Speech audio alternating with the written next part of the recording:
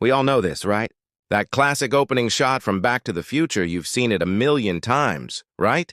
Well, today, something similar is happening that instead of buying an EV, we start converting your gasoline car into a classic electric car. And instead of time travel, we're talking about a clean energy revolution. Because just like Marty and Doc Brown back in 1985, we're on a mission to change the way we move forward. What's up, guys? Welcome to my channel. Now imagine your current car, the same ride you love, but with no engine noise, no gas smell, and no painful fuel bills. Today, that dream isn't so far away. Specialized companies can turn your gas-powered car into a full EV in just 48 hours. But is it really that simple? Let's find out. First things first, let's address the big why. Why would anyone want to turn their regular car into an EV? Well, here are 3 compelling reasons. Reason 1, the environment. Many drivers want to cut down on emissions without saying goodbye to their favorite car. Reason 2, saving on fuel.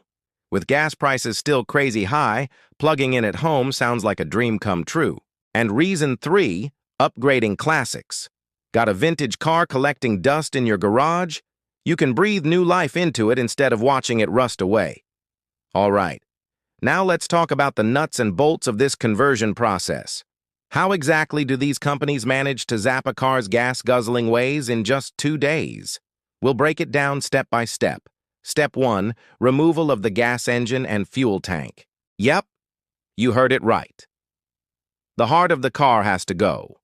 This includes removing the engine, exhaust system, and fuel lines.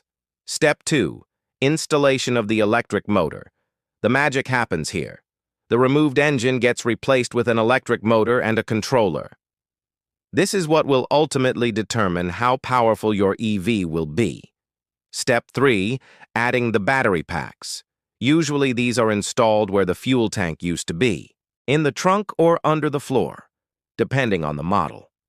A battery management system keeps all those batteries happy and working together. Step 4, wiring it all up.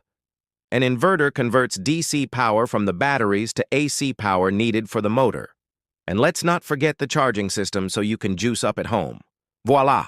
From fossil fuel to fully electric in just 4 easy steps.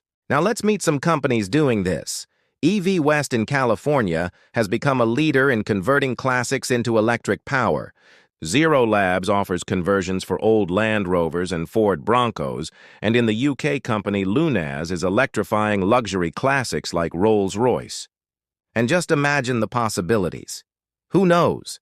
Maybe one day someone will even convert the iconic DeLorean from the Back to the Future franchise. Now that would be something straight out of a sci-fi movie. If you're thinking about getting your own car converted, here's what you need to know. First things first. The conversion process doesn't change the car's body or frame, so you still get to keep that classic look.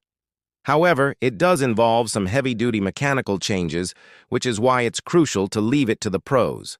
While DIY kits are available for tech-savvy gearheads, most people should go for professional installation to avoid any issues down the road. Speaking of which, the biggest downside of converting your car is that it's almost impossible to reverse. So make sure you're committed to going electric before taking the plunge. But the biggest question on everyone's mind is the cost. How much does it set you back to transform your gas guzzler into an EV? Okay, so your car's been converted. What's next? Well, you'll need to charge it up. Luckily, there are plenty of options when it comes to home charging. You can install a level 2 charger, which is way faster than the standard level 1 plug.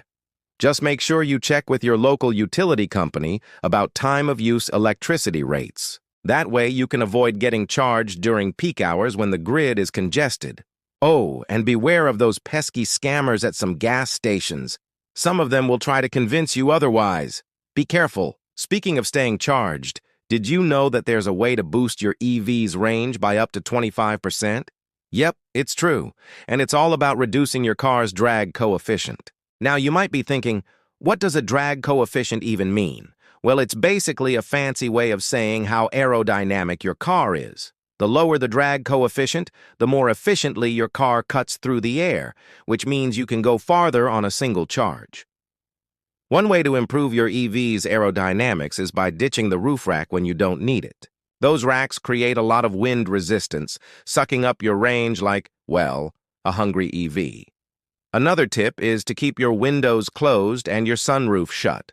Open windows and sunroofs might feel nice on a sunny day, but they can really mess with your car's aerodynamics. If you're in a hurry, use the AC and set it to recirculate. That way you're not wasting energy trying to pull in air from outside. And here's a little bonus tip. Slow down, speed demons. The faster you drive, the more energy your car uses. Try to keep your speed at or below 70 miles per hour. If you're feeling eco-conscious, you could even try driving slower. According to the EPA, driving at 55 miles per hour can save you up to 20% on energy compared to driving at 75 miles per hour.